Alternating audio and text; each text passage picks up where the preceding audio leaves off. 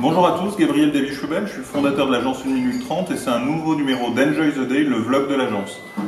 Aujourd'hui, Alvin me pose la question, est-ce qu'un patron doit être empathique avec ses collaborateurs ou être une pierre, en tout cas être toujours le même, impassible, etc.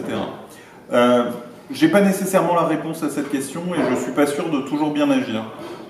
Pour ma part, je considère qu'un patron ne doit pas être le copain de ses collaborateurs, de la même façon qu'un parent ne doit pas être le copain de ses enfants. Il doit garder une distance avec, et je compare souvent, et on me le reprochera peut-être, et vous le ferez peut-être dans vos commentaires, je compare souvent le fait d'encadrer des collaborateurs au fait d'éduquer des enfants.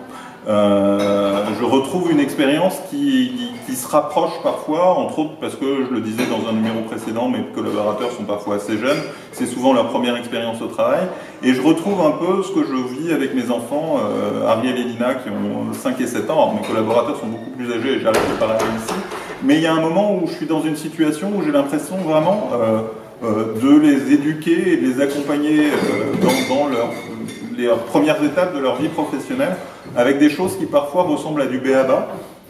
Et de la même façon qu'avec mes enfants, il faut garder une distance et je ne suis pas leur copain, je les adore et je les aime beaucoup, mais ils ont des copains, ils ont des parents. Un patron ou un manager doit garder une distance à mon sens avec ses collaborateurs. Ça ne veut pas dire qu'il ne faut pas avoir de l'empathie, ça ne veut pas dire qu'il ne faut pas comprendre les problèmes qui sont vécus et qui sont ressentis, comprendre quand quelque chose n'a pas pu être fait en temps et en heure parce qu'il y a des raisons indépendantes de la bonne volonté du collaborateur. Mais ça veut dire aussi qu'il faut savoir sanctionner, et ça c'est quelque chose de difficile, reconnaître qu'il y a un problème et faire une vraie sanction ou un vrai avertissement. Il faut savoir rester ferme quand il y a un problème et qu'en dehors de la sanction, il s'agit de prendre une décision qui peut faire mal, qui peut heurter, parce que les chiffres ne sont pas au rendez-vous ou parce qu'il y a une réalité quantitative qui n'est pas au rendez-vous. Enfin voilà, c'est une question relativement difficile. Je ne sais pas comment vous le gérez ou comment vous aimeriez que votre patron le gère. Je cherche encore, je tâtonne encore. Je ne suis pas toujours sûr d'avoir le bon positionnement. J'essaye beaucoup et je m'emportais.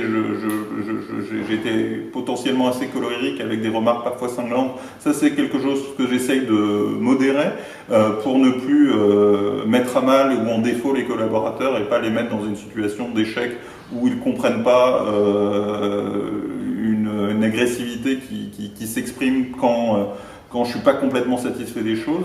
Il faut trouver le ton. Moi, je n'ai pas encore complètement trouvé. Si vous avez des réponses et des suggestions, n'hésitez pas à les faire. N'hésitez pas non plus à liker, à partager ce numéro, à vous abonner à la chaîne ou à vous suivre mon profil sur LinkedIn ou suivre notre page sur Facebook. Ce numéro d'Enjoy the Day est terminé. Je ne sais pas si vous avez eu toutes les réponses aux questions, mais moi je m'en pose encore, donc n'hésitez pas à partager avec moi. Merci à tous, Enjoy the Day et bonne journée.